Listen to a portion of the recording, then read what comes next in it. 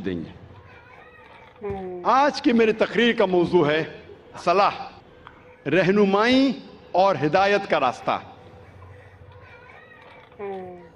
صلاح کا جب ترجمہ کوئی انگریزی میں کرتا ہے تو اکثر اس کا ترجمہ کرتے ہیں پریئر، اور جب ہم اس کے معنی دیکھتے آکسفورڈ ڈکشنری میں، پریئر کے معنی ہے to beseech, to ask for help, کسی سے مدد مانگنا۔ یہ ترجمہ صلاح کا صحیح نہیں ہے۔ جو ہم صلاح کے بعد دعا مانگتے ہیں، the supplication we do، اس کے معنی ہے مدد مانگنا، کیونکہ صلاح میں ہم اللہ سے مدد مانگنے کے علاوہ ہم اس کی تعریف بھی کرتے ہیں، ہم اس کا شکریہ ادا بھی کرتے ہیں، اور اللہ سے ہدایت بھی پاتے ہیں۔ اسی لیے ٹو پرے، مدد مانگنا، صلاح کا پورا ترجمہ نہیں ہے، اور ہم اسے صحیح نہیں کہہ سکتے۔ اردو میں جو ہم ترجمہ کرتے ہیں نماز، یہ پرشین لفظ سے آتا ہے، اسے کہتے ہیں بندگی۔ یہ ترجمہ کافی حد تک صحیح ہے، انگریزی ترجمہ پریئر سے اور صحیح ہے۔ اور انگریزی میں صلاح کو پسند کرتا ہوں کہنے کے لیے پروگرامنگ، یا عام زبان میں کہیں گے برین واشنگ، دماغ کی صفائی کرنا۔ لیکن کوئی اگر کہیں گا آذان سننے کے بعد آپ کہاں جا رہے، اور کہیں گے I'm going for brain washing، میں دماغ کی صفائی کرنے کے لیے جا رہا ہوں، تو عجیب لگتا ہے۔ تو کہ انگریزی میں کہیں گا کہ میں پریئر کے لیے جا رہا ہوں، مجھے کوئی حرج نہیں ہے، لیکن یہ کہنا چاہتا ہوں پریئر جو انگریزی لفظ ہے وہ صلاح کا صحیح ترجمہ نہیں ہے۔ میں پسند کرتا ہوں کہنے کے لیے پروگرامنگ ٹورڈز رائچسنس، یا صلاح رہنمائی اور ہدایت کا راستہ ہے، کیونکہ صلاح میں اللہ سے مدد مانگنے کے علاوہ ہم اس کا شکریہ ادا بھی کرتے ہیں، ہم اس کی تعریف بھی کرتے ہیں، اور اس سے ہدایت اور رہنمائی بھی پاتے ہیں۔ جب بھی ہم یہ لفظ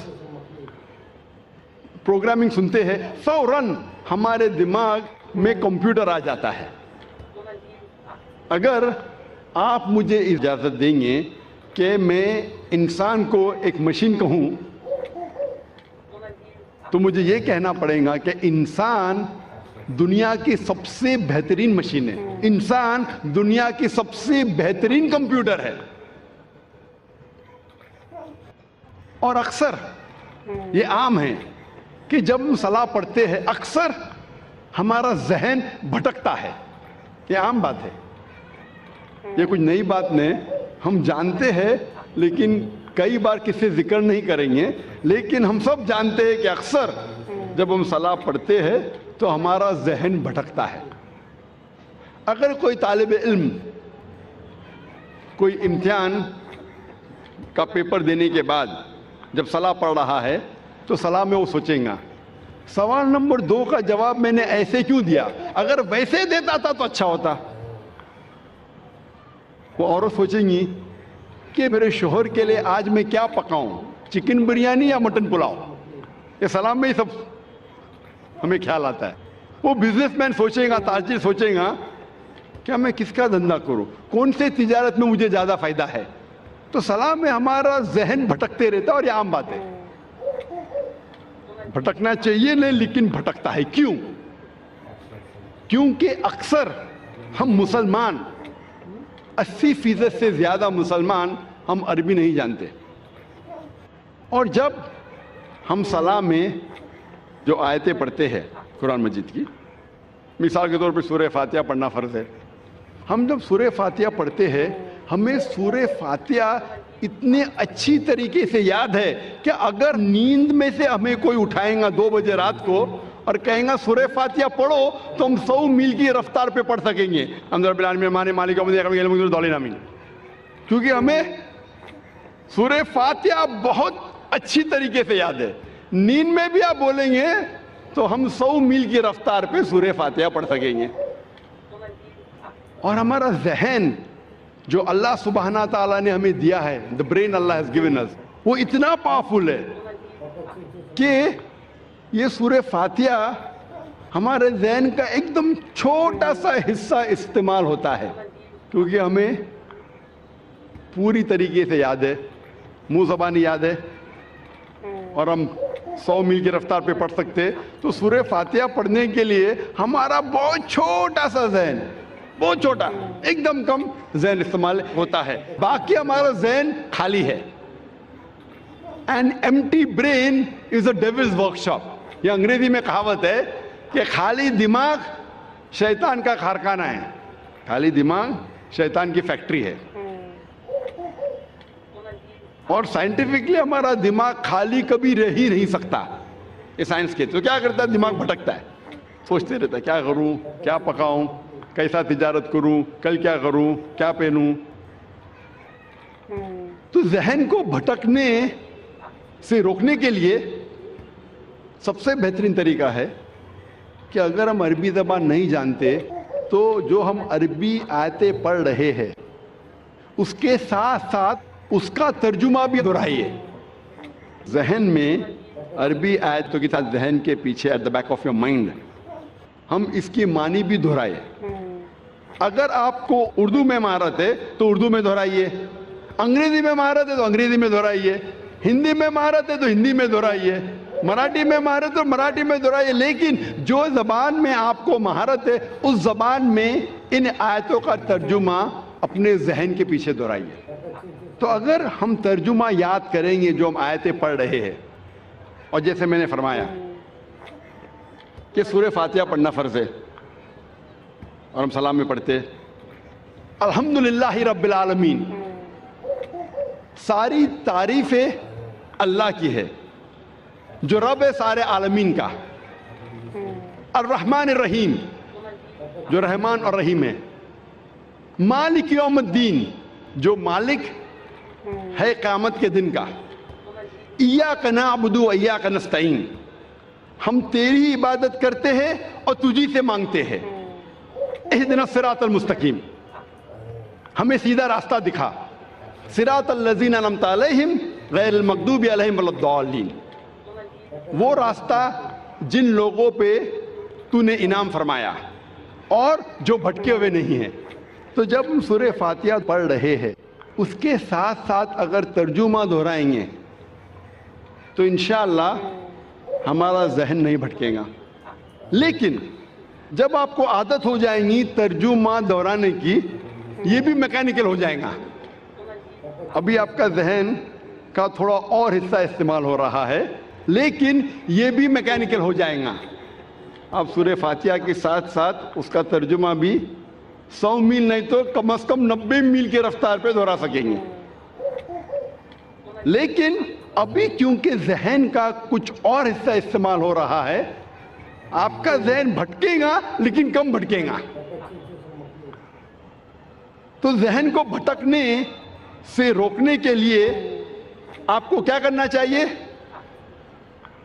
ترجمے کے ساتھ ساتھ اس ترجمے کے معنی پہ کانسنٹریٹ کرنا چاہیے، توجہ دینا چاہیے.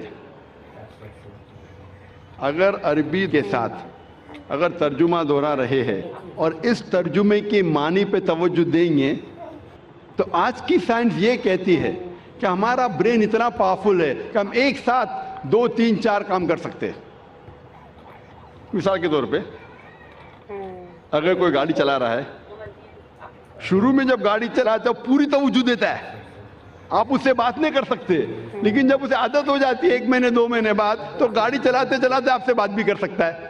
آدھا دھیان گاڑی پہ آدھا دھیان بات پہ. ہمارا ذہن بہت پاورفل ہے. لیکن آج کی سائنس یہ کہتی ہے کہ کوئی بھی انسان 100% 2 چیز پہ دھیان نہیں دے سکتا ہے.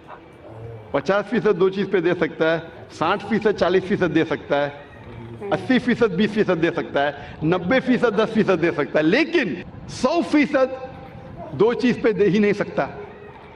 تو عربی آیت کی تلاوت کرنے کے ساتھ ساتھ اگر ترجمہ دہراتے ہیں، اس ترجمہ پہ آپ کانسنٹریٹ کرتے ہیں، دھیان دیتے ہیں 100%، جتنا آپ دھیان دیں گے اتنا کم آپ کا ذہن بھٹکے گا. اگر 100% دھیان دیں گے تو انشاءاللہ آپ کا ذہن کبھی بھی نہیں بھٹکے گا.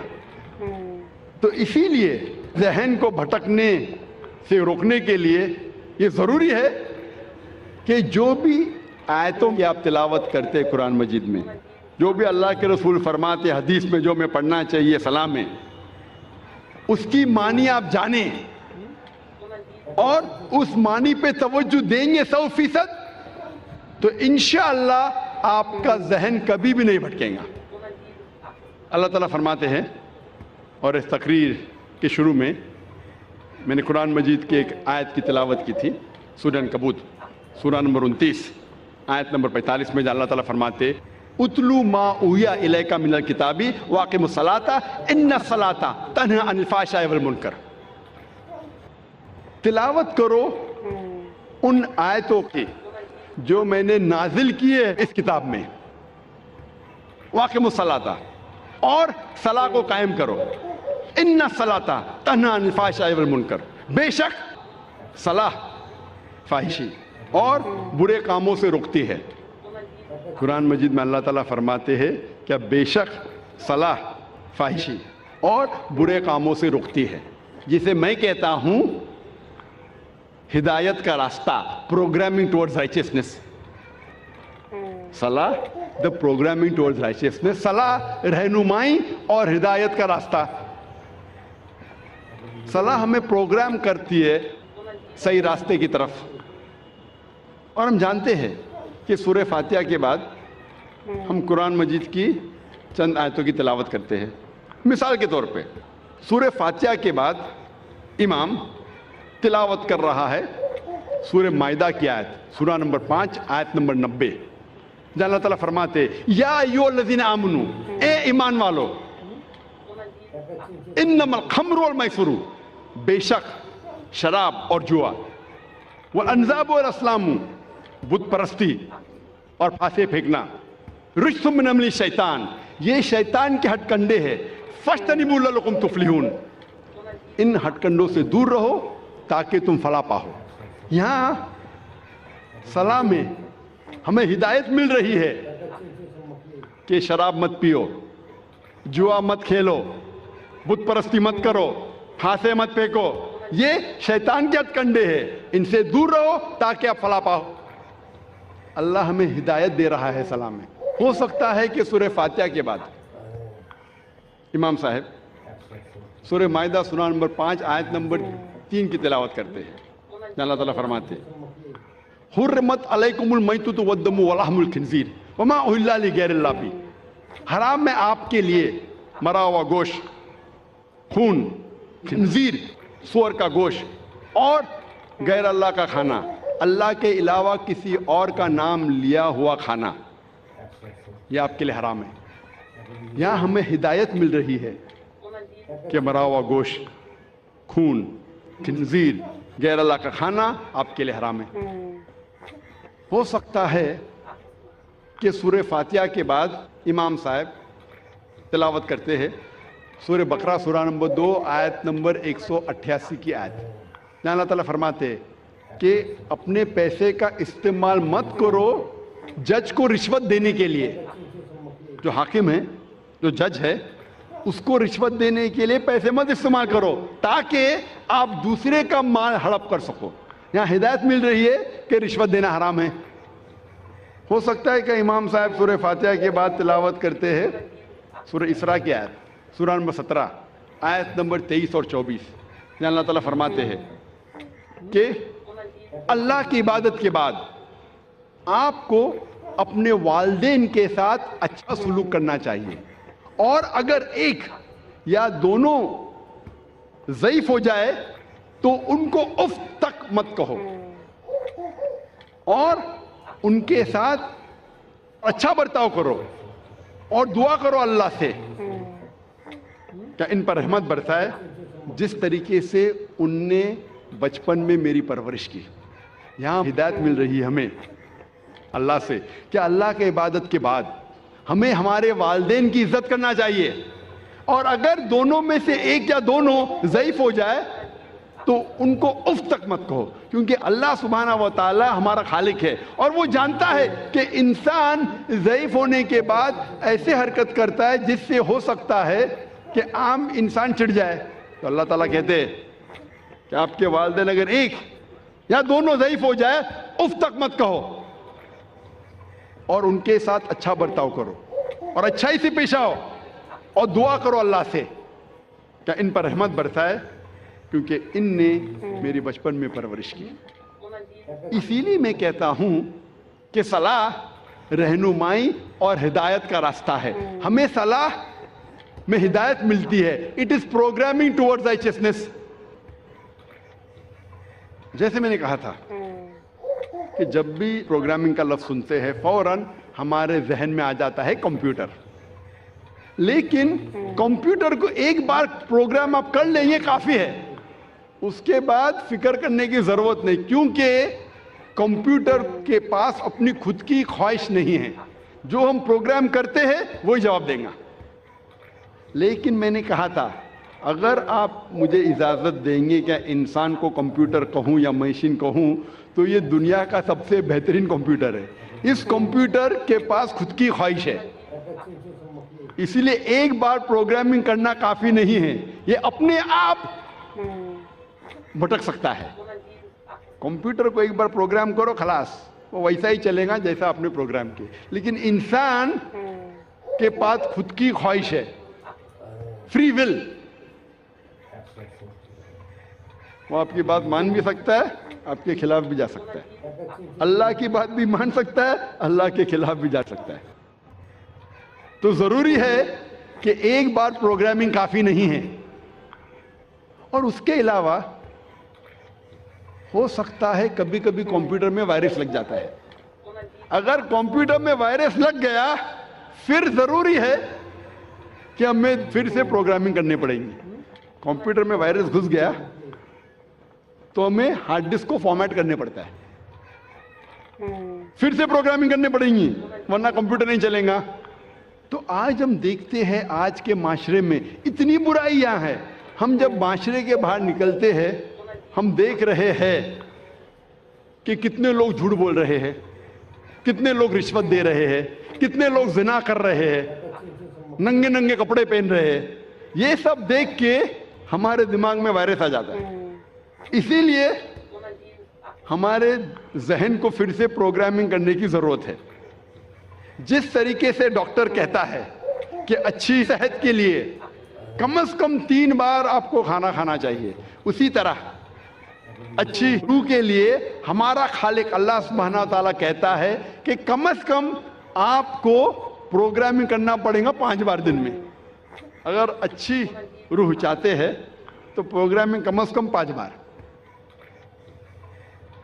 ہم جب یہودی مذہبی کتاب پڑھتے ہیں، یہودی لوگوں کی مذہبی کتاب پڑھتے ہیں تو اس میں لکھا ہے بک آف ڈینیل میں، اولڈ ٹیسٹمنٹ میں چیپٹر نمبر 6 ورس نمبر 10 میں کہ خدا کہتا ہے کہ ڈینیل نے 3 بار نماز پڑھی. تو یہودی مذہب میں 3 بار نماز پڑھنا چاہیے. عیسائی مذہب میں لکھا ہے کہ پرے انسیزنلی، جتنا پڑھ سکے اتنا پڑھیے. لیکن قرآن مجید میں اللہ سبحانہ و تعالی ہمیں حکم دیتے ہیں کہ روز کم از کم دن میں 5 بار آپ کو صلاح پڑھنی چاہیے، صلاح قائم کرنا چاہیے، نماز پڑھنی چاہیے. اللہ تعالیٰ فرماتے ہیں سورہ ہود میں سورہ نمبر 11 آیت نمبر 114 میں کہ آپ صلاح قائم کرو دن کے دونوں آخری حصے میں اور جب رات قریب آ رہی ہے. اس کا مطلب ہے کہ دن کے دونوں آخری حصے میں، مطلب ایک آخری حصہ ہے فجر جب دن شروع ہوتا ہے اور دوسرا حصہ ہے عصر جب دن ختم ہونے آتا ہے. اور کہا گیا ہے کہ جب رات نزدیک آ رہی مطلب مغرب صلاح. تو اس آیت میں اللہ تعالیٰ ہدایت دے رہے کہ 3 بار نماز پڑھو، فجر، عصر، مغرب. اللہ تعالیٰ فرماتے سورہ اسراء میں سورہ نمبر 17 آیت نمبر 78 میں کہ نماز قائم کرو فجر کی، صبح کی، اور جب سورج اونچائی سے اترنے لگتا ہے اور رات کے حصے میں. یہاں اللہ تعالیٰ ہمیں کہہ رہے 3 بار نماز پڑھو.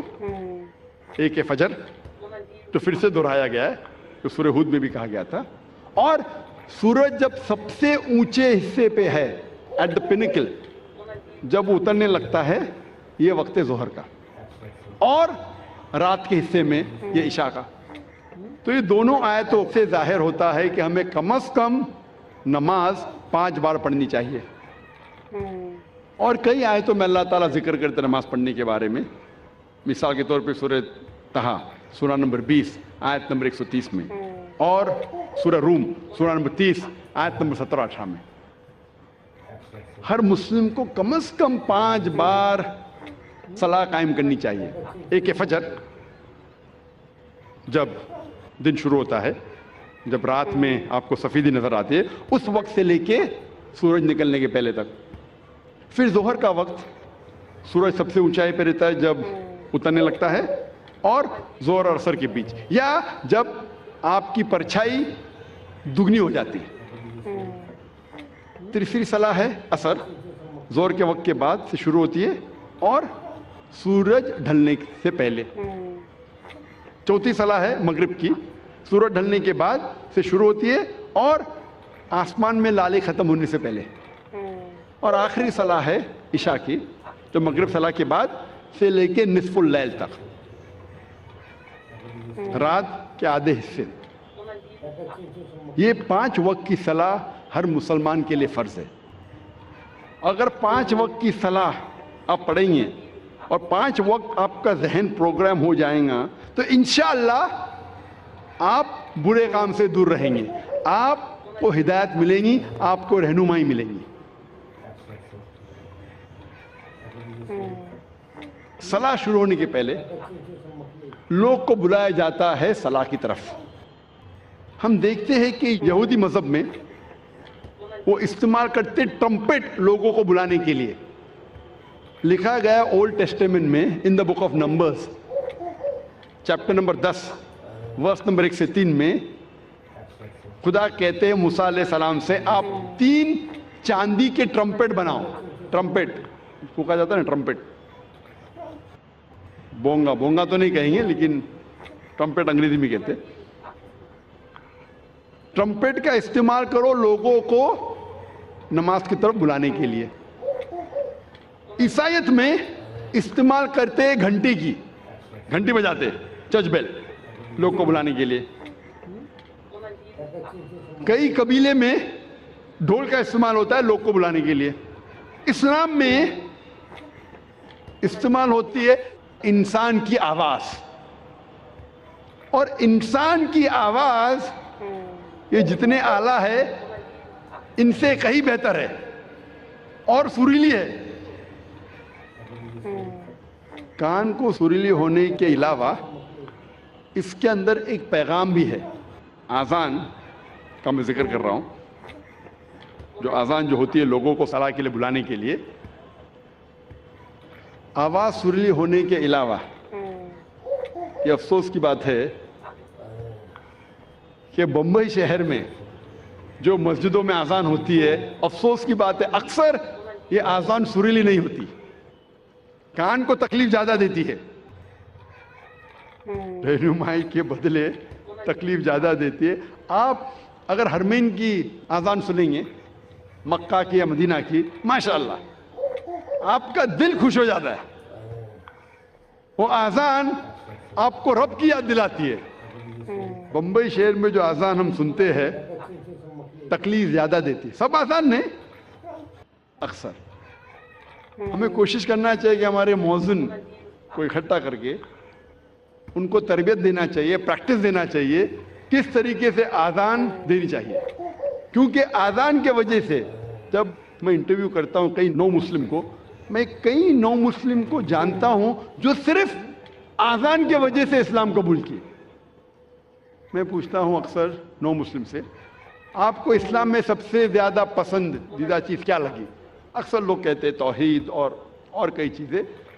کچھ لوگوں نے مجھ سے کہا وہ آزان اتنی اچھی ہے کہ جب بھی آزان سنتا ہوں میں دل میرا باغ باغ ہو جاتا ہے، دل خوش ہو جاتا ہے۔ تو ہمیں کوشش کرنا چاہیے کہ ہمارے مؤذن جو ہے اس شہر میں ان کی تربیت کرے کہ کس طریقے سے صحیح آزان دینا چاہیے۔ اور جیسے میں کہہ رہا تھا کہ آزان سریلی ہونے کے علاوہ ایک پیغام دیتی ہے ہمیں۔ افسوس کی بات ہے کہ اکثر مسلمان آزان کی معنی جانتے ہی نہیں۔ تو مسلمان نہیں جانتے تو غیر مسلم کیسا جانے؟ اور میں ایک واقعہ آپ سے کہنا چاہتا ہوں، اور یہ حقیقت واقعہ ہے۔ تقریباً 10-15 سال پہلے جب میں کیرلا میں گیا تھا تقریر کرنے کے لیے، اور یہ حقیقت ہے، مجھے مہمان خصوصی بنا گیا تھا، اور میرے تقریر کے پہلے ایک غیر مسلم پولیٹیشین کو بلایا تھا، اور اپنے تقریر میں ہر پولیٹیشین جو غیر مسلم میں کوشش کرتا ہے کہ اگر مسلم گیدرنگ دیکھتا ہے تو وہ تعریف کرے گا اسلام کی۔ تو یہ غیر مسلم پولیٹیشین تعریف کرتے کرتے کہنے لگا کہ ہمارے اس دیش میں جو مسلمان مغل بادشاہ اکبر اتنے مہان کام کیے، اسی لیے مسلمان روز 5 بار اللہ اکبر کر کے اکبر بادشاہ کی تعریف کرتے۔ آپ سمجھ رہے ہیں یہ جوک ہے؟ جوک نہیں، حقیقت ہے، اور میں خود گواہ ہوں۔ میں سٹیج پہ بیٹھا تھا، اچھا میرے تقریر کے پہلے اس نے کہا، تقریر میں نے اس کی غلط فہمی کو دور کیا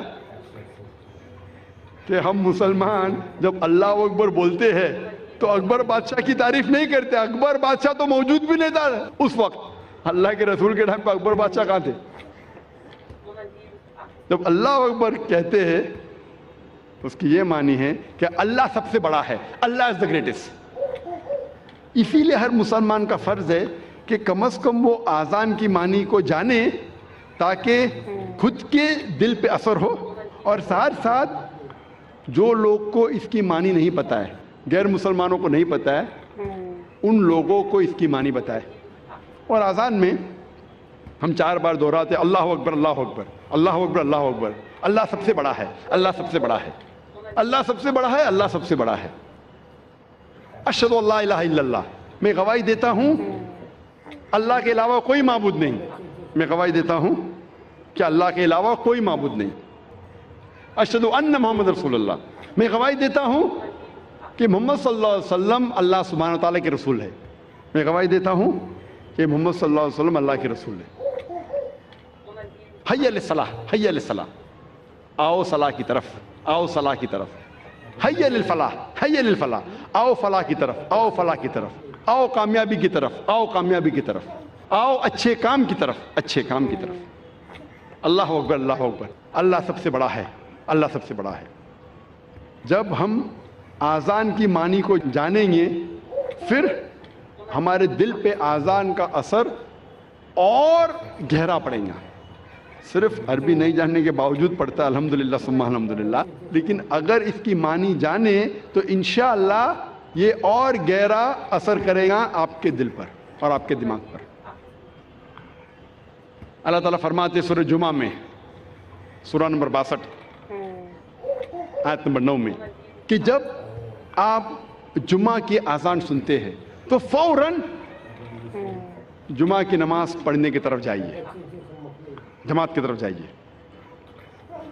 اذان صلاح جو جماعت میں ہوتی ہے اس کے پہلے دینا ضروری ہے۔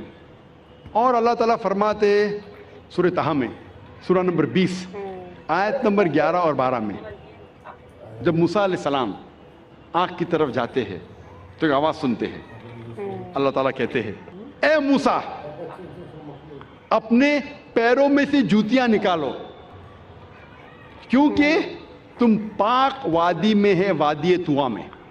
کیونکہ اللہ تعالیٰ حکم دیتے ہیں موسیٰ علیہ السلام کو، اس حکم کا ذکر ہے قرآن مجید میں، سورہ طٰہٰ میں سورہ نمبر 20 آیت نمبر 11 اور 12 میں۔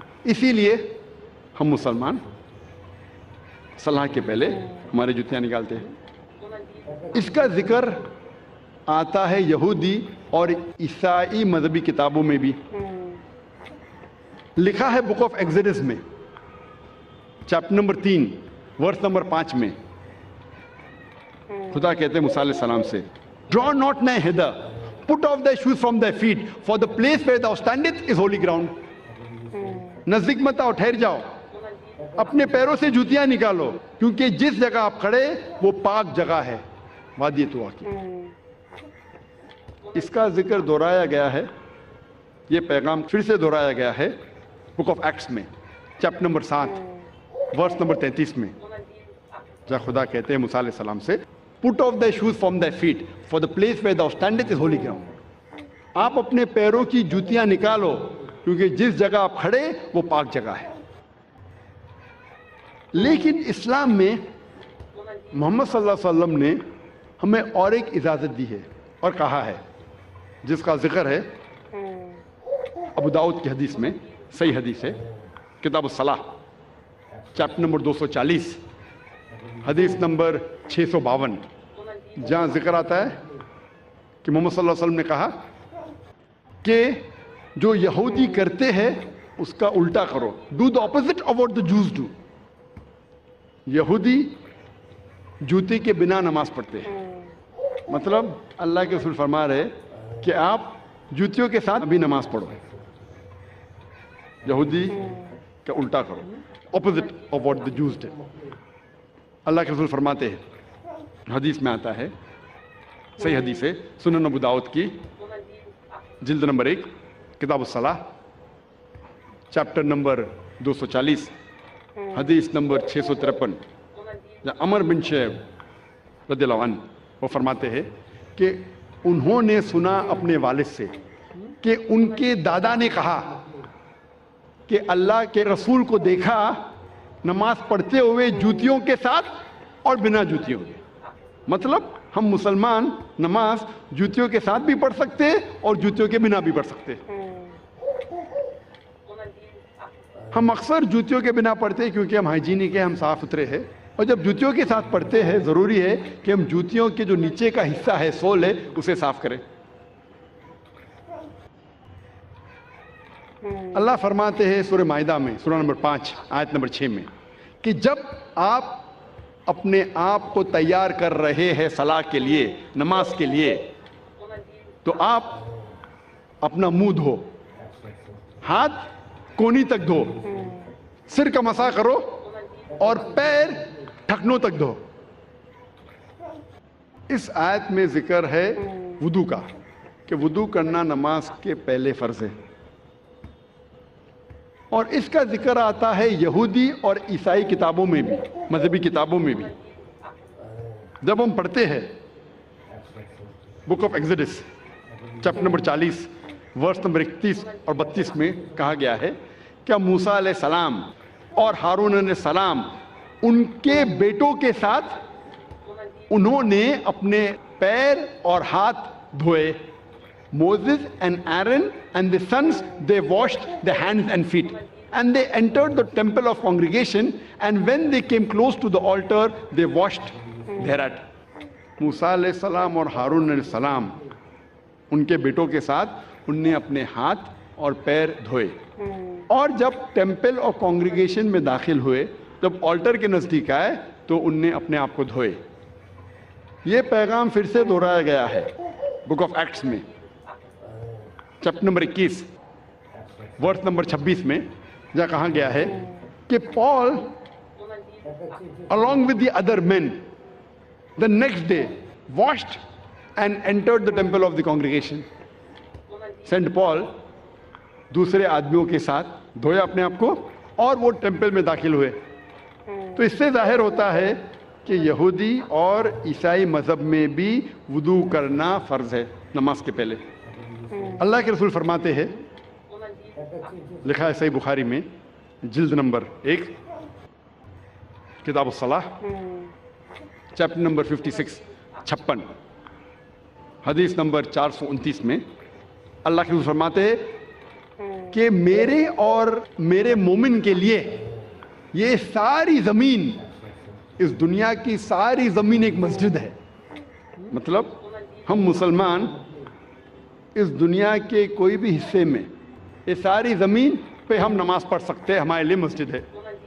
اللہ کے رسول فرماتے، جس کا ذکر ہے صحیح بخاری میں جلد نمبر 1 کتاب الادان چیپٹر نمبر 75 چیپٹر نمبر 75 حدیث نمبر 652، حضرت انس رضی اللہ عنہ فرماتے ہیں کہ جب ہم صحابہ نماز پڑھتے تھے تو ہمارا کاندھا ہمارے صحابہ کے کاندھے سے لگتا تھا، ہمارا پیر صحابہ کے پیروں سے لگتا تھا۔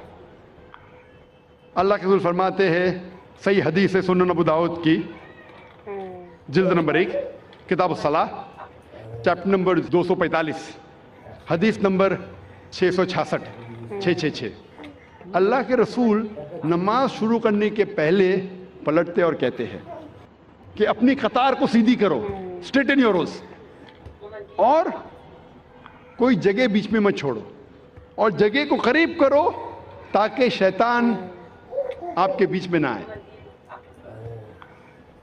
نماز جب ہم پڑھتے ہیں، صلاۃ ادا کرتے ہیں، فرض ہے کہ جب جماعت میں کھڑے ہیں تو ہمارا کاندھا ہمارے ساتھی کے کاندھے سے لگنا چاہیے، ہمارا پیر ہمارے ساتھی کے پیر سے لگنا چاہیے۔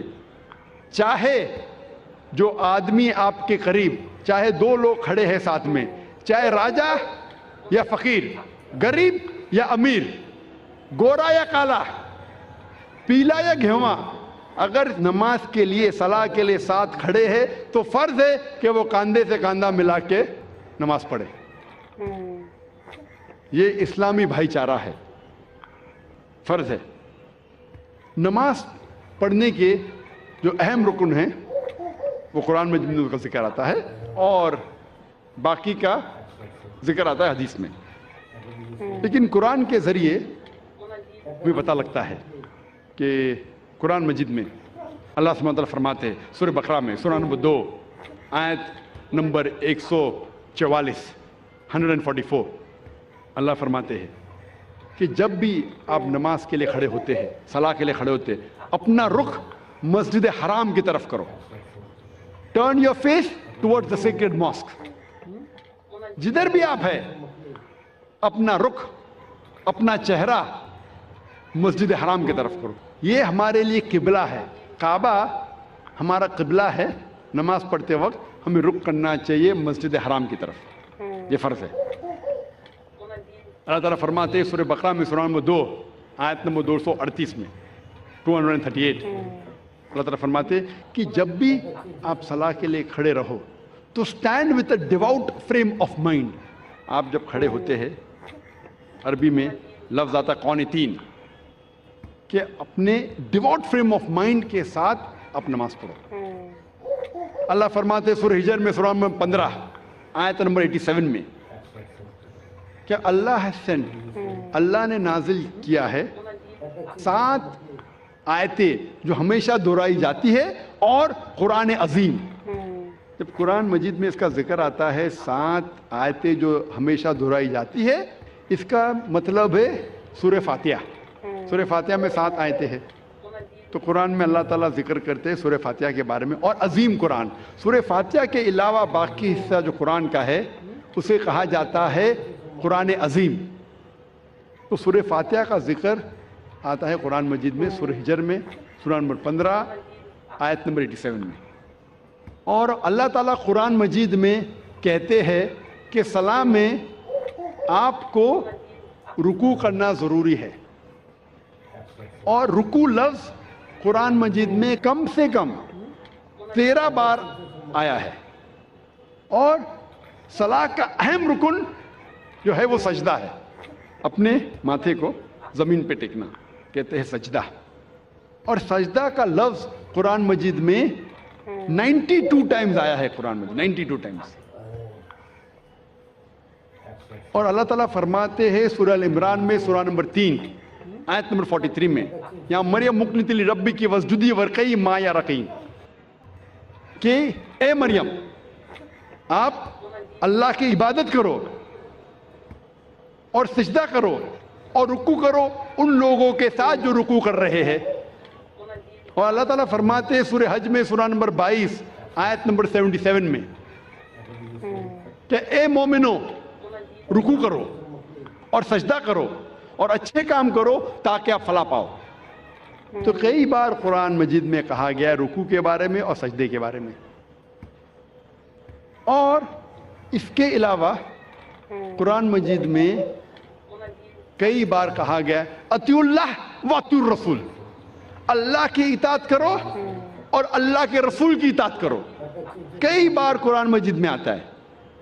سورہ ال عمران سورہ نمبر 3 آیت نمبر 32، سورہ ال عمران سورہ نمبر 3 آیت نمبر 132، سورہ نساء سورہ نمبر 4 آیت نمبر 59، سورہ مائدہ سورہ نمبر 5 آیت نمبر 92، سورہ انفال سورہ نمبر 8 آیت نمبر 1، سورہ انفال سورہ نمبر 8 آیت نمبر 20، سورہ انفال سورہ نمبر 8 آیت نمبر 46، سورہ نور سورہ نمبر 24 آیت نمبر 56، سورہ نور سورہ نمبر 24 آیت نمبر 54، سورہ محمد سورہ نمبر 47 آیت نمبر 33، سورہ مجادلہ سورہ نمبر 58 آیت نمبر 13، سورہ تغابن سورہ نمبر 64 آیت نمبر 12. کم از کم قرآن مجید میں 12 جگہ کہا گیا ہے اطیعوا اللہ واطیعوا الرسول، اللہ کی اطاعت کرو، اللہ کے رسول کی اطاعت کرو. اس کا مطلب اللہ کے علاوہ جو بھی اللہ کے رسول فرماتے ہیں، حکم کرتے ہیں، ہمارے لیے فرض ہے کہ اسے ہم مانیں. تو صلاح کی باقی رکن، باقی چھوٹی چیزیں کس طریقے سے پڑھی جاتی ہے وہ ذکر آتا ہے حدیث میں.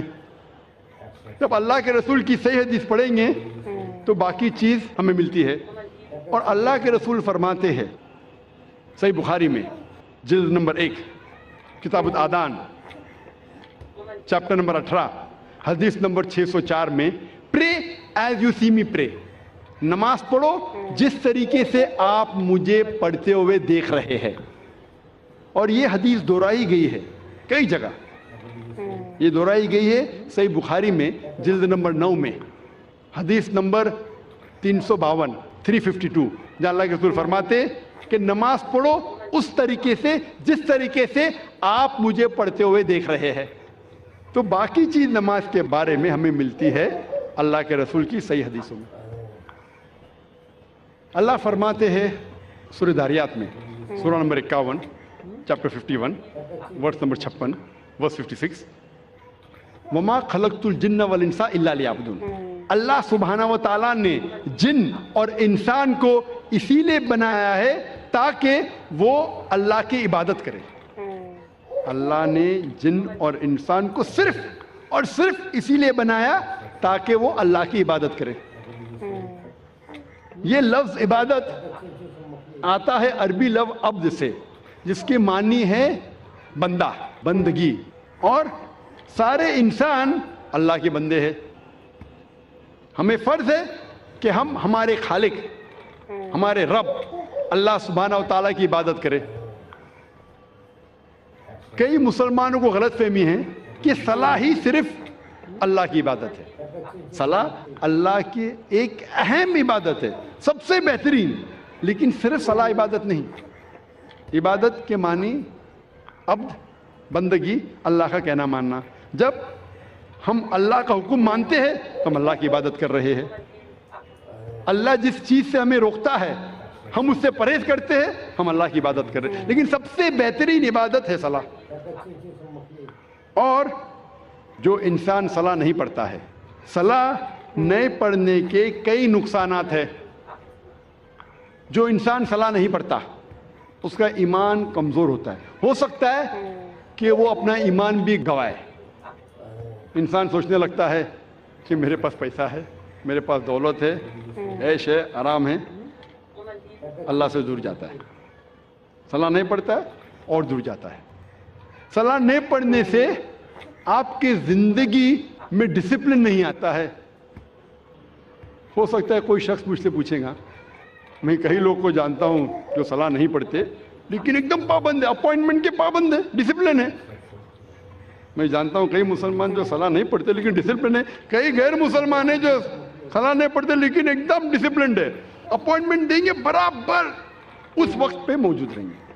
یہ ڈسپلن کا ذکر ہی نہیں کر رہا ہوں، میں اعلیٰ درجے کی ڈسپلن کی بات کر رہا ہوں. یہ تو نیچے درجے کا ڈسپلن ہے.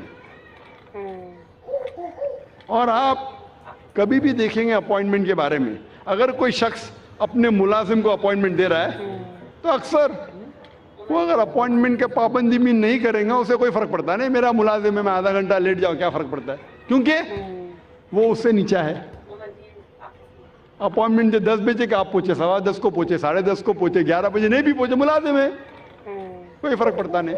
اگر آپ اپنے بزنس پارٹنر کو اپوائنٹمنٹ دے رہے, آپ کوشش کریں گے ٹائم پہ رہیں گے. میں میرے بزنس پارٹنر کو تکلیف نہیں دینا, اپوائنٹمنٹ کے ٹائم پہ رہیں گے. جس کو آپ سمجھتے ہیں کہ وہ بہت مشہور اور عزت والا ہے, اگر آپ منسٹر کا اپوائنٹمنٹ لیں گے تو کیا کریں گے, 10 منٹ ٹائم کے پہلے پہنچیں گے, آدھا گھنٹہ پہلے پہنچیں گے. اگر وزیر اعظم کا اپوائنٹمنٹ لیں گے, آپ ڈریں گے کہ اپوائنٹمنٹ چھوٹنے جائے گا تو آدھا گھنٹہ پہلے پہنچیں گے, 1 گھنٹہ پہلے پہنچیں گے. یہ انسان کی فطرت ہے. جو آپ کے نیچے ہے اس کی آپ قدر نہیں کرتے, جو برابر ہے قدر کرتے, جو اونچا ہے مشہور ہے زیادہ قدر کرتے. اس لحاظ سے اگر مان لو یہ چیز صحیح ہے, مان لو کہ یہ اپوائنٹمنٹ کا طریقہ صحیح ہے کہ اگر ٹکر کا ہے تو میں ٹائم پہ جاؤں, زیادہ اونچا ہے تو اور احتیاط لوگوں. جب آپ کا اپوائنٹمنٹ آپ کے رب کے ساتھ ہے تو کتنی پابندی آپ کو کرنا چاہیے, اور رب کا مقابلہ مخلوق سے کر ہی نہیں سکتے. اگر وزیر کو ملنے کے لیے اتنی پابندی کر رہے تو اپنے رب کو ملنے کے لیے کتنی پابندی کرنا چاہیے آپ کو. رب کا مقابلہ وزیر سے ہو ہی نہیں سکتا ہے. وَلَمْ يَكُنْ لَهُ كُفُوًا أَحَدٌ, اس کے جیسا کوئی نہیں ہے. تو میں اس اپوائنٹمنٹ کی بات کر رہا ہوں, اونچے درجے کی. اگر صلاح سے دور رہیں گے تو آپ کی زندگی میں ڈسپلن آئیں گا ہی نہیں. جب وزیر آپ کا تھوڑا فیور کرتا ہے تو آپ ہل جاتے ہیں, اس کے لیے کچھ بھی کرنے کو تیار ہے. ہمارا خالق آپ کو زندگی دی ہے, ہمیں زندگی دی ہے, ہمیں اتنے نعمت دی ہے, ہم کتنا شکر ادا کرتے. اور جو سب سے بہترین نعمت ہے وہ تو ہم کبھی سوچتے بھی نہیں. میں آپ سے پوچھنا چاہتا ہوں کہ سب سے بہترین نعمت کیا ہے جو ضروری ہے آپ کے لیے جینے کے لیے, کیا ہے؟ کیا ہے؟ ہوا. شاید آپ نے تقریر سن چکی ہے پہلے. میں پوچھنا چاہتا ہوں کتنے لوگ ہمارے خالق کا شکریہ ادا کرتے کہ ہوا جو ہمیں چند منٹوں کے لیے نہیں ملیں گی تو مر جائیں گے. چند منٹوں کے لیے ہوا نہیں ملے گی, ہم بولتے یا رب شکریہ, آپ نے ہمیں گھر دیا, آپ نے ہمیں گاڑی دی. کتنے لوگ شکریہ ادا کرتے پانی کے لیے, کتنے لوگ شکریہ ادا کرتے ہوا کے لیے. یہ جینے کے لیے ضروری ہے. جب میں نے میرے بچوں سے کمپٹیشن لگائی, یہ سب سے زیادہ آپ کیا شکر ادا کریں گے اللہ کا, تو ایک سے بڑھ کر ایک جواب تھا. میری چھوٹی بیٹی رشدہ نے کہا سب سے بہترین میں شکریہ ادا کروں گی اللہ نے ہمیں ایمان دیا. ماشاءاللہ, یہ ہوا سے بھی بہتر ہے.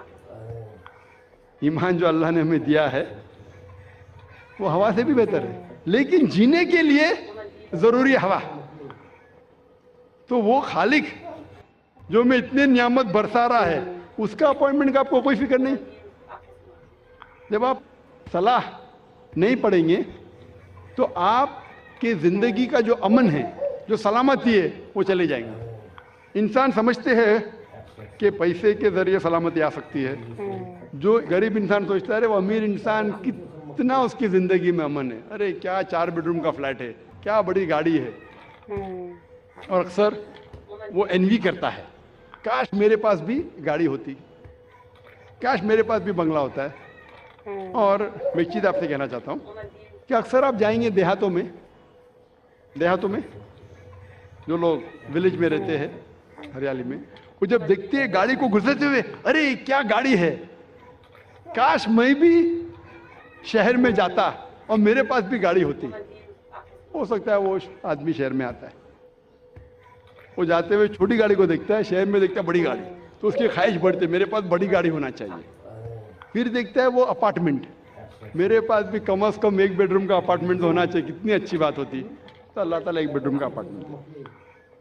پھر وہ سوچتا ہے کہ کیوں نہ میرے پاس 3 بیڈروم کا اپارٹمنٹ ہو, خواہش بڑھتی ہے. پھر وہ امیر ہو کے سوچتا ہے کہ ابھی اور پیسہ آ گیا, کیوں نہ میں بنگلہ لوں, وہ بنگلہ لیتا ہے. پھر سوچتا ہے کہ یہ بنگلہ ابھی کیا, میں اتنے سال یہاں رہ رہا ہوں شہر میں, کیوں نہ میرا آؤٹ ہاؤس ہو, فارم ہاؤس, 100 एकड़ का फार्म हाउस, किधर? मैं लोनावला में, किधर? पंचगनी में फार्म हाउस। तो वो 100 एकड़ का फार्म हाउस लेता है और जाता है। हम और आप फार्म हाउस में तो जा नहीं सकते ना, हमारा छोटा सा घर है इधर। फार्म हाउस, अमीर आदमी, करोड़पति है, फार्म हाउस में, और फिर जाता है हरियाली में बैठता है। किधर? वही जगह जो गरीब जहाँ से आया था। जो गरीब हरियाली में मुफ्त में रहता था, वो बाद में शहर में आता है, बाद में अपार्टमेंट में जाता है, फिर वो वापस अमीर आदमी जाता है किधर? फार्म हाउस के अंदर। वही देहाती में जो गरीब आदमी जिंदगी भर अमन के साथ है, वो अमीर आदमी करोड़ों रुपये खर्चा करता है वो अमन को हासिल करने के लिए। तो पैसे से आपको अमन मिल ही नहीं सकता। जो अमन आपको सलाह के साथ मिलता है, उसका जो टेस्ट है वो कुछ और ही है। सलाह पढ़ने के कई फायदे हैं। सबसे पहले, सलाह ना ही आपको रूहानी दवाई देता है, जिस्मानी भी अल्हम्दुलिल्लाह फायदे पहुंचाता है। ना ही रूहानी फायदे सलाह पढ़ने से, जिस्मानी फायदे भी है। सबसे पहले जैसे मैंने कहा कि आपका ईमान बढ़ता है। अल्लाह ताला फरमाते हैं कुरान मजीद में सूरह अनफाल में, सूरह नंबर 8 आयत नंबर 2 में, वो मोमिन हैं जो जब अल्लाह का नाम सुनते हैं उनका दिल कांपने लगता है, और जब अल्लाह के निशानियां सुनते हैं उनका ईमान बढ़ता है और अल्लाह में और ईमान रखते हैं। अल्लाह ताला फरमाते हैं सूरह फातिहा में, सूरह नंबर 1 आयत नंबर 5 से 7 में, इय्याका नअब्दु व इय्याका नस्तईन, हम तुझी से मांगते हैं और तेरी इबादत करते हैं। इहदिना सिरातल मुस्तकीम, हमें सीधा रास्ता दिखा। सिरातल लज़ीना अनअमता अलैहिम गैरिल मग़दूबि अलैहिम वलद्दालिन, वो रास्ता जिन लोगों पे तूने इनाम फरमाया और वो लोग जो भटके नहीं हैं। सलाह से हमारा ईमान बढ़ता है। सलाह से जिंदगी में डिसिप्लिन पैदा होता है।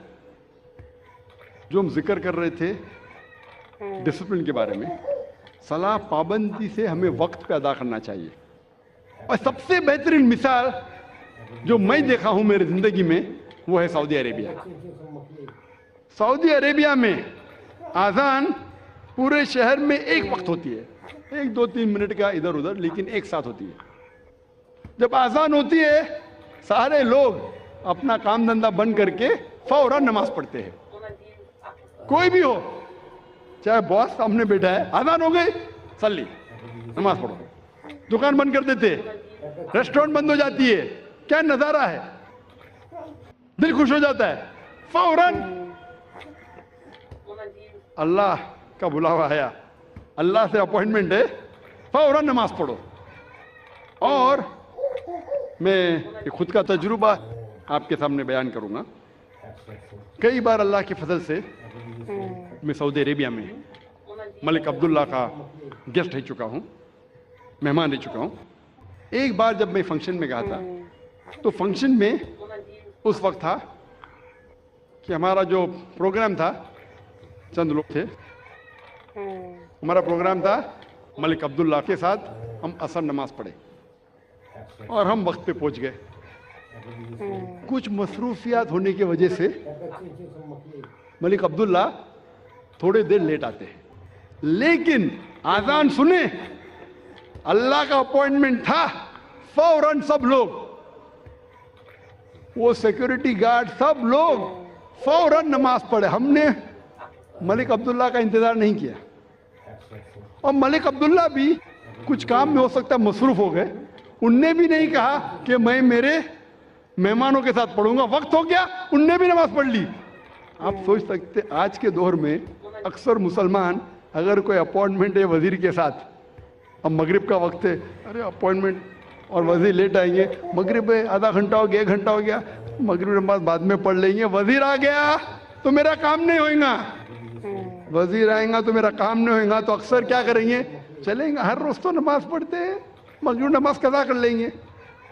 अक्सर सऊदी अरेबिया में माशाअल्लाह फकीर या बादशाह, अमीर या गरीब, सलाह का वक्त होता है, फौरन नमाज पढ़ो। ये الحمدللہ زندگی میں ڈسپلن پیدا کرتا ہے. اور ہم اکثر انسان ہمارے چھوٹے دماغ کے ذریعے سوچتے ہیں. ہم سوچتے ہیں کہ اگر یہ اپوائنٹمنٹ بہت مشکل سے ملا ہے, یہ میرا منتری, یہ وزیر, یہ منسٹر میرا کام کرنے والا ہے, تو اپوائنٹمنٹ چکنا نہیں چاہیے, بڑے لیٹ ہو جائے. سب سے بڑا مالک, سب سے بڑا وزیر کون ہے؟ ہمارا خالق اللہ سبحانہ و تعالیٰ. اللہ تعالیٰ فرماتے ہیں سورہ غافر میں سورہ نمبر 40 آیت نمبر 60 میں, تم مجھ سے مانگو میں تمہاری خواہش پورے کروں گا. خلاص. لیکن ہمیں اللہ پہ تھوڑی یقین ہے. ہمیں یقین ہے وہ ہمارے مینیجر پہ, ہمارے باس سے, ہمارے وزیر سے. اللہ پہ یقین کدھر ہے؟ جس دن اللہ پہ یقین آئے گا, اللہ تعالیٰ فرماتے ہیں سورہ عمران میں سورہ نمبر 3 آیت نمبر 160 میں, اگر اللہ آپ کی مدد کرے گا تو کوئی بھی آپ پہ غالب نہیں ہو پائے گا. اللہ اگر آپ کی مدد کرے گا تو کوئی بھی آپ پہ غالب نہیں ہو پائے گا. لیکن اللہ اگر آپ کو چھوڑے گا تو کوئی بھی آپ کو پھر مدد نہیں کر سکے گا. اے مومنو, اللہ پہ ایمان لاؤ. صلاح سے زندگی میں ڈسپلن پیدا ہوتا ہے. صلاح ہمارے معاشرے کی حالت میں تبدیلی پیدا کرتی ہے, معاشرے کو سدھارتا ہے, بھائی چارہ بڑھاتا ہے. اللہ تعالیٰ فرماتے ہیں سورہ حجرات میں سورہ نمبر 49 چیپٹر 49 آیت نمبر 13 میں, یا ایھا الناس انا خلقناکم من ذکر وانثی وجعلناکم شعوبا وقبائل لتعارفوا ان اکرمکم عند اللہ اتقاکم ان اللہ علیم خبیر. اے انسانوں, ہم نے تمہیں ایک مرد اور عورت کے جوڑے سے پیدا کیا ہے اور تمہیں تقسیم کیا ہے قبائل میں, گروہ میں, تاکہ آپ ایک دوسرے کو پہچان سکو, نہ کہ آپ ایک دوسرے سے نفرت کریں. صلاح میں 5 وقت کم از کم بھائی چارہ بڑھتا ہے. جیسے میں نے کہا تھا, ہم جب صلاح کے لیے کھڑے ہوتے ہیں جماعت میں, ہمارا کاندھا ہمارے بازو والے کاندھے سے لگنا چاہیے, ہمارے پیر بازو والے پیر سے لگنا چاہیے. چاہے امیر ہو یا غریب, راجا ہو یا فقیر, اگر نماز کے لیے ساتھ میں کھڑے تو کاندھے سے کاندھا لگنا چاہیے, پیر سے پیر لگنا چاہیے. چاہے گورا انسان ہو یا کالا, پیلا یا گھیوا, اگر نماز کے لیے کھڑا ہے تو کاندھے سے کاندھا اور پیر سے پیر لگنا چاہیے. بھائی چارہ بڑھتا ہے. اللہ تعالیٰ فرماتے ہیں قرآن مجید میں سورہ ھمزہ میں سورہ نمبر 104 آیت نمبر 1 میں, وَيْلٌ لِّكُلِّ ہُمَزَةٍ لُمَزَةٍ, لعنت ہے ہر قسم کے غیبت کرنے والوں پر. اللہ تعالیٰ فرماتا ہے سورہ حجرات میں سورہ نمبر 49 آیت نمبر 11 اور 12 میں کہ آپ میں سے آدمیوں کا ایک گروہ دوسرے پہ ہنسنا نہیں چاہیے. ہو سکتا ہے کہ وہ لوگ آپ سے بہتر ہے. آپ لوگوں میں سے ایک خواتین کا گروہ, عورتوں کا گروہ دوسرے پہ ہنسنا نہیں چاہیے. ہو سکتا ہے کہ وہ آپ سے بہتر ہے. آپ ایک دوسرے کو غلط نام سے مت بلاؤ, برے نام سے مت بلاؤ, ایک دوسرے پہ شک مت کرو. کئی بار شک گناہ ہے. ایک دوسرے کے بارے میں پیٹھ پیچھے غیبت مت کرو. کیا آپ اپنے بھائی کا مرا ہوا گوشت کھانے کے لیے تیار ہے؟ اس آیت میں اللہ تعالیٰ کہتے ہیں کہ اگر آپ غیبت کریں گے تو اپنے مرے ہوئے بھائی کا گوشت کھانے کے برابر ہے. جیسے میں نے پہلے کہا تھا مرا ہوا گوشت کھانا حرام ہے, یہاں مرے ہوئے بھائی کا گوشت کا ذکر ہے جو کینیبل ہے. کینیبلز مطلب جو انسان دوسرے انسان کو کھاتے ہیں, اسے کہتے ہیں انگریزی میں کینیبل. کینیبل بھی دوسرے انسان کو کھاتا ہے لیکن اپنے بھائی کو نہیں کھاتا. اللہ تعالیٰ فرماتے ہیں اگر آپ غیبت کریں گے تو اپنے مرے ہوئے بھائی کا گوشت کھانے کے برابر ہے. ڈبل گناہ. آپ بالکل اسے پسند نہیں کریں گے. صلاح میں معاشرہ سدھرتا ہے اور حقانیت بڑھتی ہے. اللہ تعالیٰ فرماتے ہیں سورہ عنکبوت میں سورہ نمبر 29 آیت نمبر 45 میں, اتلو ما اوحی الیک من الکتاب واقم الصلاۃ ان الصلاۃ تنہی عن الفحشاء والمنکر. وہ آیت کی تلاوت کرو جو اللہ نے نازل کیا اس کتاب میں, اور صلاح قائم کرو. بے شک صلاح فاحشی اور برے کام سے روکتی ہے. اللہ تعالیٰ فرماتے ہیں سورہ اسراء میں سورہ نمبر 17 آیت نمبر 81 میں وَقُلْ جَاءَ الْحَقُّ وَزَهَقَ الْبَاطِلُ إِنَّ الْبَاطِلَ كَانَ زَهُوقًا. کہو کہ حق آ چکا ہے اور باطل ختم ہو جائیں گا. باطل ختم ہونے کے لیے پیدا ہوا تھا. حق کی بات کرو, حق سے مت ڈرو.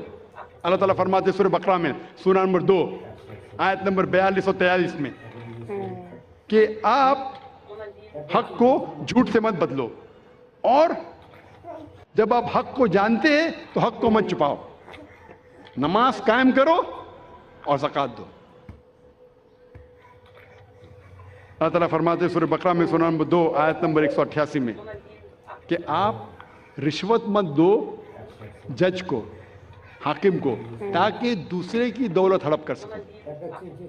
صلاح کے ذریعے معاشرہ سدھرتا ہے, حقانیت بڑھتی ہے, اور جو سلامتی ہے, امن, وہ بھی بڑھتا ہے. اللہ تعالیٰ فرماتے ہیں قرآن مجید میں سورہ رعد میں سورہ نمبر 13 آیت نمبر 28 میں کہ مومن وہ ہے جب اللہ کا ذکر کرتا ہے تو اس کا ایمان بڑھتا ہے. اللہ کا ذکر کرنے سے مومن کا ایمان بڑھتا ہے, سلامتی بڑھتی ہے. اور اللہ تعالیٰ فرماتے ہیں سورہ بقرہ میں سورہ نمبر 2 آیت نمبر 153 جو آج پروگرام شروع ہونے کے پہلے جو قاری نے اس آیت کی تلاوت کی تھی, اور اللہ تعالیٰ فرماتے وَاسْتَعِینُوا بِالصَّبْرِ وَالصَّلَاةِ إِنَّ اللَّهَ مَعَ الصَّابِرِينَ, کہ اللہ کی مدد مانگو صلاح اور صبر کے ساتھ, بے شک اللہ صبر کرنے والوں کے ساتھ ہے. صلاح پڑھنے کے کئی فائدے ہیں. وقت کی قلت ہونے کی وجہ سے صرف میں چند اور فائدے آپ کے سامنے بیان کروں گا کہ روحانی فائدے کے علاوہ جسمانی فائدے بھی ہیں. بہت سے میڈیکل بینیفٹس ہیں, میڈیکل فائدے بھی ہیں. آج کی سائنس کہتی ہے کہ جب صلاح کے دوران ہم رکوع میں جاتے ہیں, جب جھکتے ہیں رکوع میں, تو ہمارے جسم کے اوپری حصے میں خون زیادہ جاتا ہے. اس سے ریلیکسیشن ہے, بدن کو آرام ملتا ہے, اسپائن سپل ہوتی ہے, اور جو نروز ہے اسپائن کے, وہ نروز میں نرشمنٹ ہوتا ہے خون زیادہ جانے کی وجہ سے. یہ جو رکوع کی پوزیشن ہے, آج سائنس کہتی ہے یہ فلیٹولنس کے لیے بھی اچھا ہے. جب رکوع سے آپ پھر سے اوپر آتے ہیں الرفوع پوزیشن میں, تو خون جو جسم کے اوپری حصے میں جا چکا ہے واپس سے اپنی جگہ آ جاتا ہے, اور بدن میں ریلیکسیشن ہوتا ہے, آرام ملتا ہے. سلام میں جب آپ سجدہ پوزیشن میں جاتے ہیں, سجدہ اپنا فورہیڈ, ماتھا زمین پہ ٹکنا, سجدہ جیسے میں نے کہا تھا صلاح کا ایک اہم رکن ہے.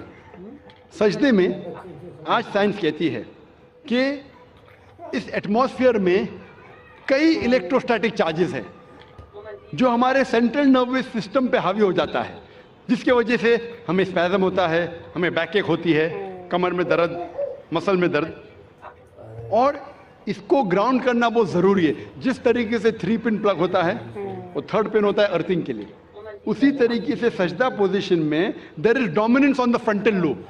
ذہن کا حصہ جو سوچنے میں استعمال ہوتا ہے وہ frontal lobe. There is dominance of frontal lobe and this precipitation. یہ بہت فائدے مند ہے جتنے الیکٹروسٹیٹک چارجز کو ڈسچارج کرنے کے لیے.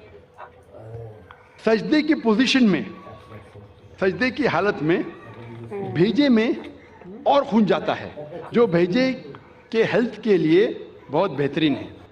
It's healthy for the brain, بھیجے کے صحت کے لیے اچھی ہے. جب سجدے کی پوزیشن میں فیس میں, چہرے کے چمڑی میں خون کا فلو زیادہ بڑھ جاتا ہے, جس سے چمڑی کی بیماری, مثال کے طور پہ فائبروسائٹس, مثال کے طور پہ چل بینڈز ہونے کے امکانات کم ہیں. اور ایک خصوصاً ٹھنڈی کے وقت یہ چہرے کے لیے بہت اچھا ہے. سجدے کے پوزیشن میں there is less chances of having سائنسائٹس. سائنسائٹس بیماری کے بارے میں آپ نے سنا ہوگا, ہیڈ ایک ہوتا ہے. سائنسائٹس सजदे के पोजीशन में जो मैक्सिलरी साइनस है, मैं माफ़ी चाहता हूँ ये मेडिकल टर्मिनोलॉजी का तर्जुमा करूँगा तो पूरी रात निकल जाएंगी, तो माजरत चाहता हूँ, और करूँगा तो भी आपको समझेगा नहीं। ये मैक्सिलरी साइनस जो है उसका ऑस्टियम जो ओपनिंग होती है, उर्दू में कह सकता हूँ कि छेद, वो मीडियल साइड और एंटीरियर साइड में, it is like inverting a pot. तो सजदे की हालत में there is drainage of the maxillary sinus. सलाह के डिफरेंट पोजीशन में, क़याम, रुकू, सजदा, इसके अंदर frontal sinus, ethmoidal sinus, स्पिनॉइडल sinus होने के चांसेस कम है। सजदे की हालत में there is drainage of the bronchial tree, जो फेफड़े में जो सेक्रीशन है वो सेक्रीशन के ड्रेनेज होता है, there is less chances of having bronchitis, फेफड़े की बीमारी होने के कम इम्कानात है। आम तौर पे जब हम सांस लेते हैं, आज की मेडिकल साइंस ये कहती है कि सांस जब आप लेते हैं, अंदर बाहर करते हैं, तो सिर्फ 2/3 हिस्सा, 2/3 portion of the lung air is excelled out, सिर्फ 2/3 हिस्सा हवा का फेफड़े का बाहर जाता है और नई हवा आती है। 1/3 हिस्सा पुराना ही रहता है, उसे साइंस में हम कहते हैं रेसिडुअल एयर, यानी फेफड़े की 1/3 हिस्सा जो है हवा का वैसा ही रहता है, सिर्फ 2/3 हिस्सा बाहर जाता है और नहीं आता है। सजदे के हालत में जब आप सांस लेते हैं, द एब्डोमिनल विसरा, जो पेट के आला है, वो लगते हैं डायफ्राम की तरफ, डायफ्राम को ढका देते हैं, डायफ्राम ढका देता है lower lobes of the lungs, इससे जो रेसिडुअल एयर है 1/3 हिस्सा वो बाहर निकल जाता है। तो हमारे फेफड़े में सारी की सारी जो हवा आ रही है वो नहीं आती है, इससे फेफड़े की बीमारी के कम इम्कानात है, because of fresh air coming in. इस पोजीशन में there is increase Venus return of the abdominal विसरा, जो पेट के जितने आला है उसमें एब्डोमिनल वेनस रिटर्न इंक्रीज होता है।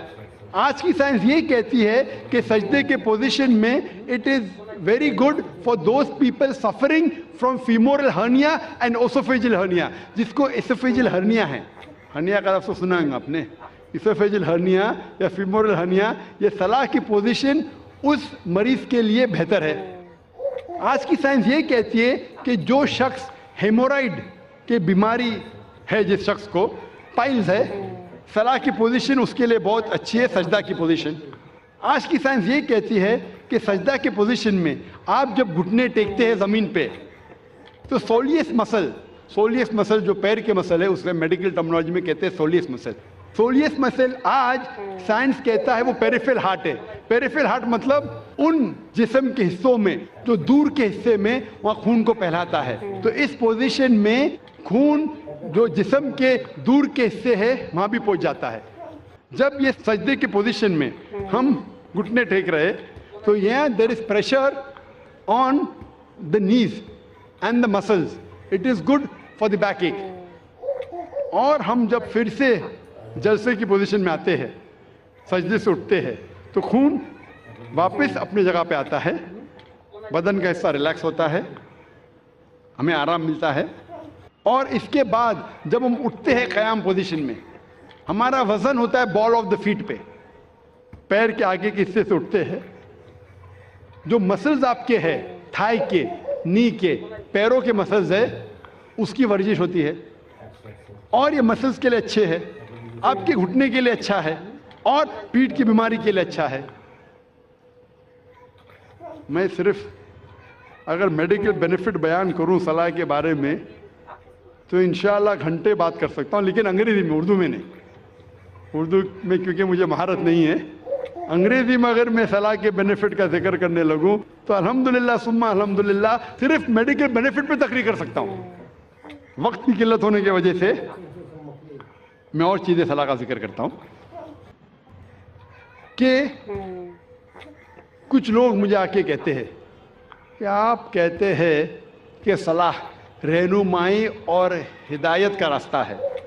मैं कई मुसलमानों को जानता हूं जो 5 वक्त सलाह पढ़ते हैं लेकिन बेईमानी करते हैं, जो गलत काम करते हैं, तो झूठ बोलते हैं। तो आप जो कहते हैं सलाह रहनुमाई और हिदायत का रास्ता, बिल्कुल गलत है। मैं तस्लीम करता हूं कि मैं भी जानता हूं है कई मुसलमान جو 5 وقت کی نماز پڑھتے لیکن جھوٹ بولتے ہیں، 5 وقت کی نماز پڑھتے لیکن غلط کام کرتے ہیں، 5 وقت کی نماز پڑھتے لیکن رشوت دیتے ہیں،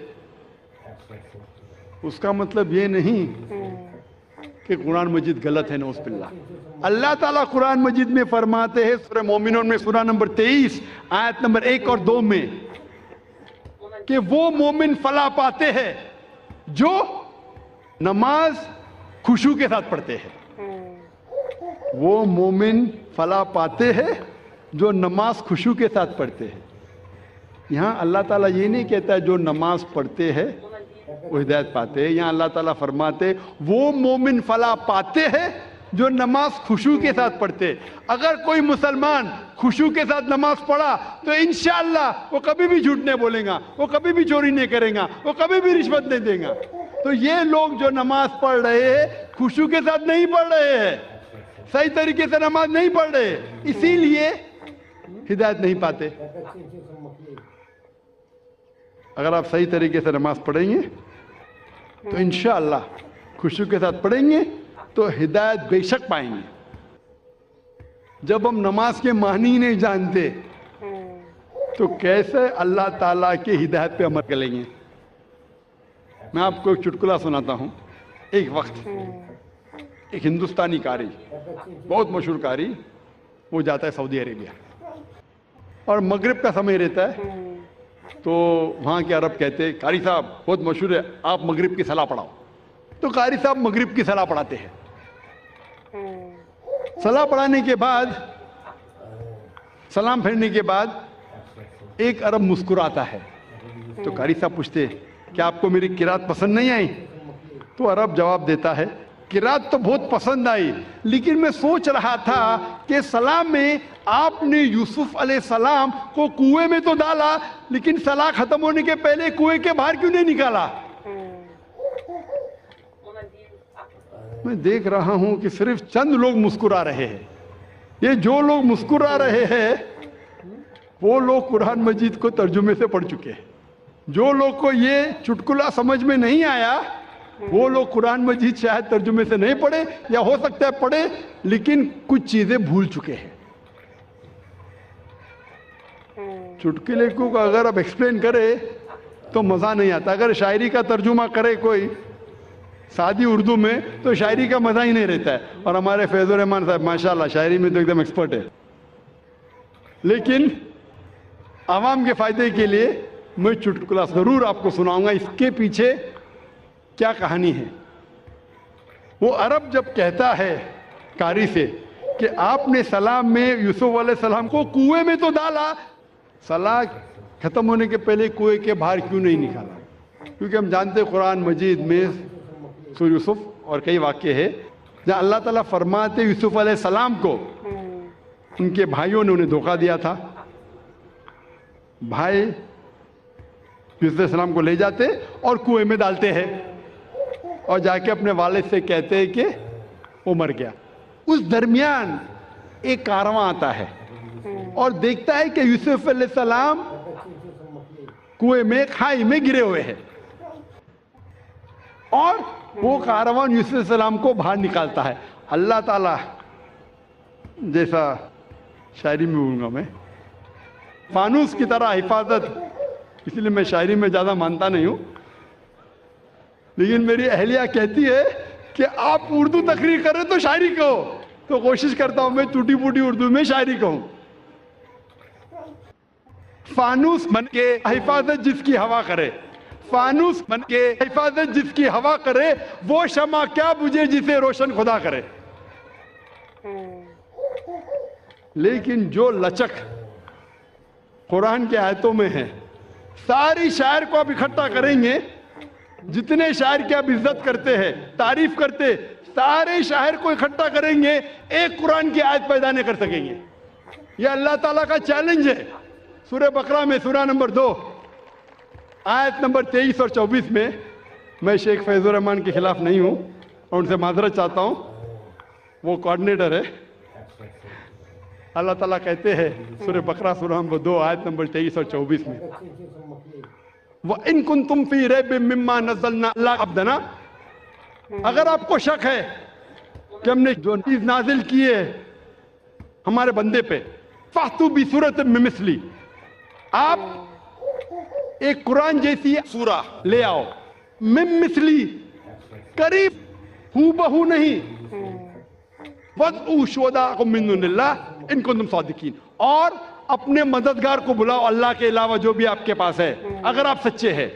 فَإِن لَّمْ تَفْعَلُوا, اور اگر آپ نہیں کر پائیں گے, فَإِن لَّمْ تَفْعَلُوا وَلَن تَفْعَلُوا, اور آپ بے شک نہیں کر پائیں گے, فَاتَّقُوا النَّارَ الَّتِي وَقُودُهَا النَّاسُ وَالْحِجَارَةُ أُعِدَّتْ لِلْكَافِرِينَ, تو آپ تیار ہو اس آگ کے لیے جس کا ایندھن آدمی اور پتھر ہے. تو جو عربی زبان, میں ماہر تو نہیں, جانتا تو نہیں ہوں, لیکن عربی زبان جو قرآن میں جو ہے, سارے شاعر کو آپ اکٹھا کریں گے, قرآن کی ایک آیت کے قریب نہیں آ سکیں گے. ہو بہو تو چھوڑیے, لیکن پھر بھی کیونکہ میں اردو زبان میں تقریر کر رہا ہوں تو کوشش کرتا ہوں ٹوٹی پھوٹی زبان میں, اور ماشاءاللہ میری اہلیہ میری مدد کرتی ہے. پہلے وہ پیپر لیتی تھی, 51, 52, 60 غلطیاں, 61, 62, 100, سینچری ہو گئی. ابھی ماشاءاللہ تعداد کم ہوتے جا رہی ہے غلطیوں کی. جیسے میں ذکر کر رہا تھا کہ یوسف علیہ السلام کا واقعہ, تو وہ قاری صاحب یوسف علیہ السلام کو وہ تلاوت کر رہے, کھائی میں ڈالتے ان کے بھائی, کارواں آتا ہے کھائی کے باہر نکالتا ہے, لیکن وہ باہر نکلنے کے پہلے ہی اپنی تلاوت کو روکتے. مطلب وہ قاری کو پتہ نہیں تھا کہ معنی کیا ہے, پڑھتے تو ماشاءاللہ اچھی قرات میں, پتہ نہیں معنی, اس لیے کھائی میں ڈالتے یوسف علیہ السلام کو, نماز کے ختم ہونے کے پہلے کھائی سے باہر نہیں نکالتے. یہ ایک چٹکلا تھا. جب ہم نماز پڑھنے جاتے ہیں مسجد میں تو امام تلاوت کرتا ہے سورہ اخلاص, قل هو اللہ احد, کہو کہ اللہ ایک ہے. ہر مسلمان جو مسجد میں نماز پڑھنے آتا ہے, میں آپ سے پوچھنا چاہتا ہوں وہ کتنے اللہ میں مانتا ہے؟ جو مسلمان مسجد میں نماز پڑھنے آتا ہے کتنے اللہ میں مانتا ہے؟ ایک میں. ایک بھی مسلمان نے جو 2 اللہ میں مانتا ہے. تو یہ قاری صاحب کس کو بول رہے؟ اللہ کیا کہہ رہا ہے ہم سے؟ اللہ کہہ رہا ہے کل, کہو, کل ہو اللہ احد, کہو کہ اللہ ایک ہے. کن سے؟ مسلمانوں سے نہیں, وہ لوگوں سے جو لوگ ایک اللہ میں نہیں مانتے. ہم نماز تو پڑھتے ہیں سورہ اخلاص, ماشاءاللہ قرآن کا 1/3 حصہ, باہر نکلتے کتنے لوگ غیر مسلمان سے کہتے ہیں کہ اللہ ایک ہے. اتنا بڑا مجمع ہے, کروڑوں لوگ اس تقریر کو لائیو دیکھ رہے. میں پوچھنا چاہتا ہوں کہ اپنی زندگی میں آپ نے کتنی بار سورہ اخلاص کی تلاوت کی ہوں گی؟ کتنے بار؟ کتنے بار؟ کتنے بار؟ کتنے بار؟ ہاں بے شمار. کوئی بولیں گا ہزاروں بار. 1000 بار تو کی ہوں گی نا, اگر نمازی ہے تو. آپ اگر نمازی ہے, نمازی نہیں تو الگ بات ہے. اگر نمازی ہے تو ہزاروں بار تو تلاوت کی ہوئیں گی. اگر آپ 40 سال کے 50 سال کے ہیں تو ہزاروں بار تو کی ہوئیں گی. میں پوچھنا چاہتا ہوں آپ نے کتنے غیر مسلمانوں سے کہا کہ اللہ ایک ہے؟ 1000, 100, 50 سے تو کہا, 10 سے تو کہا. کہ آج تک کے تو شاید اللہ تعالیٰ آپ کو معاف کرے گا کیونکہ آپ نے توجہ نہیں دی ہوگی. آج کے بعد آپ نے ذاکر کی تقریر تو سنی ہے کہ جب آپ سورہ اخلاص پڑھتے ہیں قل هو اللہ احد, اس کی معنی ہے کہو ان لوگوں سے جو لوگ ایک اللہ میں نہیں مانتے کہ اللہ ایک ہے. آج کے بعد اگر آپ نے سورہ اخلاص کی تلاوت کی اور باہر جا کے اس کے اوپر عمل نہیں کیا تو شاید اللہ تعالیٰ آپ کو نہیں چھوڑے گا. کیونکہ آج آپ جانتے ہیں کہ صرف قرآن کی آیت پڑھنا ضروری نہیں ہے, اس کے اوپر عمل کرنا بھی ضروری ہے. تو میرے تقریر سننے کے فائدے بھی ہوتے, نقصان بھی ہوتے. اگر عمل کریں گے تو فائدہ ہوئے گا, نقصان کریں گے تو وہ لوگ بولتے ہیں نا کہ کچا لائسنس اور پکا لائسنس. کچا لائسنس ہے تو آپ کو دنڈ آدھا پڑتا ہے، پکا لائسنس سے ڈبل پڑتا ہے۔ ابھی آپ جانتے ہیں کہ سورہ اخلاص کہ معنی کیا پہلے بھی جانتے ہوئیں گے لیکن عمل نہیں کرتے ہوئیں گے۔ تو ابھی اگر آپ نماز میں اگر امام کہتا ہے قل هو اللہ احد، تو اس کا مطلب آپ سے کہہ رہا ہے کہ کہو وہ لوگوں سے جو ایک اللہ میں نہیں مانتے کہ اللہ ایک ہے۔ کتنے لوگ اس کے اوپر عمل کرتے ہیں؟ کتنے لوگ؟ ایک آپ کا ایک ملازم ہے، بہت ملازم جو وقت کا بہت پابند ہے، برابر ٹائم پہ آتا ہے، بہت آپ کی تعریف کرتا ہے، برابر ٹائم پہ آتا ہے، ٹائم پہ جاتا ہے، آپ کی تعریف کرتا ہے۔ آپ بولتے بھائی صاحب ذرا پانی کا گلاس لے کے آؤ، وہ بولتا ہے میرا مالک بہت اچھا ہے، بہت دیالو ہے، لیکن پانی کا گلاس نہیں لے کے آتا۔ بہت تعریف کے پل باندھ رہا ہے، ہاتھ جوڑ کے آپ کے سامنے کھڑا ہے۔ آپ بولیں گے یہ خط میرے دوست کو پہنچاؤ، میرا مالک بہت اچھا ہے، میرا مالک بہت مہان ہے، تعریف کر رہا ہے، ہاتھ باندھ کے سر جھکائے کھڑا ہے، آپ کا کہنا نہیں مانتا ہے۔ آپ کیا کریں گے؟ اس کی سیلری بڑھائیں گے؟ آپ اس کو بونس دیں گے؟ کیا کریں گے؟ کیا کریں گے؟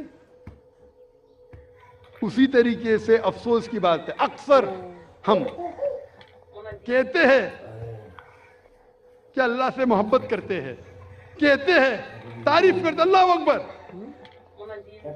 تعریف تو بہت کرتے ہیں، لیکن کیا اللہ کا کہنا مانتے؟ عبادت کا مطلب بندگی، اللہ جو حکم دے رہا ہے ہمیں اس کے اوپر عمل کرنے کو کہتے ہیں بندگی۔ وہ تو اللہ کے رسول کی حدیث ہے، اسی لیے ہم مسلمان بچ گئے۔ اللہ کے رسول فرماتے ہیں کہ وہ اللہ کی رحمت کے بنا کوئی بھی انسان جنت میں نہیں جا سکتا، صرف اعمال پہ۔ اگر ہمارے اعمال کے ذریعے ہم صرف جنت میں جائیں گے تو ایک بھی انسان دنیا میں جنت میں نہیں جائے گا۔ ایک صحابہ اللہ کے رسول سے پوچھتے یا اللہ کے رسول کیا آپ بھی؟ تو وہ کہتے ہاں میں بھی۔ جب اللہ کے رسول جو سب سے بہترین انسان ہے، سب سے بہترین مثال ہے ہمارے لیے، وہ اللہ کے رحمت کے بنا جب نہیں جا سکیں تو ہم کیا ہے؟ اسی لیے اللہ کی رحمت ہے، وہ رحمان اور رحیم، اس لیے ہم بچ گئے۔ تو صرف لپ سروس سے کام نہیں چلیں گے۔ میں مثال دیتا ہوں، آپ